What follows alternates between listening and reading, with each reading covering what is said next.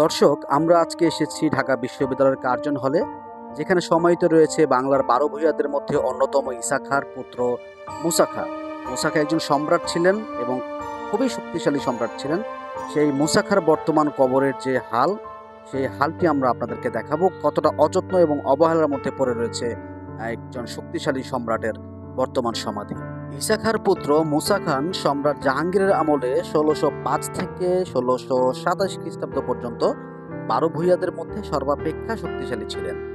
পিতা ঈসা খাঁর মৃত্যুর পর মুসা খাঁ ১৫৯৯ খ্রিস্টাব্দে সোনারগাঁয়ের মসনদের অধিকারী হন।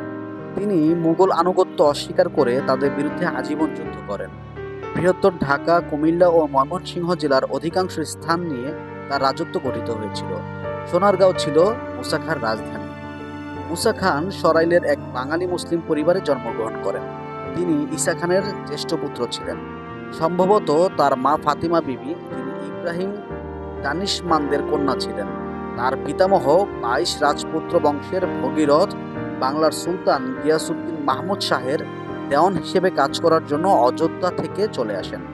মুসা খানের দাদা কালিদাস গাজদানিও দেওয়ান হিসেবে দায়িত্ব পালন করেছিলেন এবং ইব্রাহিম দানিশমান্দের নির্দেশনায় ইসলাম গ্রহণ করেন। সুলাইমান খান নাম গ্রহণ করেন।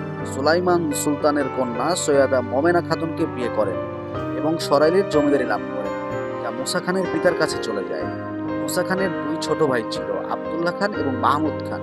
তার মামাতো ভাই আলাউল খানের সাথে তারা 3 জন মুসা খানকে সহায়তা করেন যখন তিনি মুঘলদের বিরুদ্ধে লড়াই করছিলেন। ইলিয়াস খান নামে তার আরও এক ভাই ছিলেন, যিনি পরে মুঘলদের কাছে আত্মসমর্পণ করেন।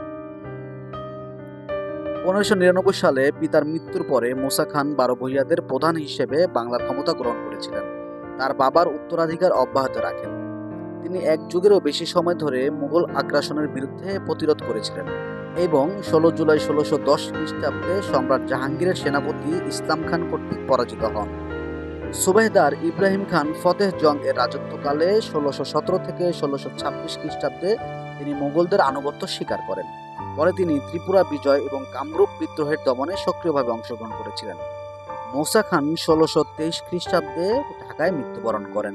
ঢাকা বিশ্ববিদ্যালয়ের কার্জন হল প্রাঙ্গণে অবস্থিত মুসা খান মসজিদের উত্তর-পূর্ব কোণে তার সমাধি রয়েছে।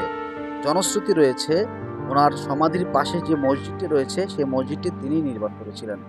বর্তমানে মুসা খাঁর সমাধি অযত্ন অবহেলায় পড়ে রয়েছে ঢাকা বিশ্ববিদ্যালয়ের কার্জন হলের ঠিক পিছনের অংশে।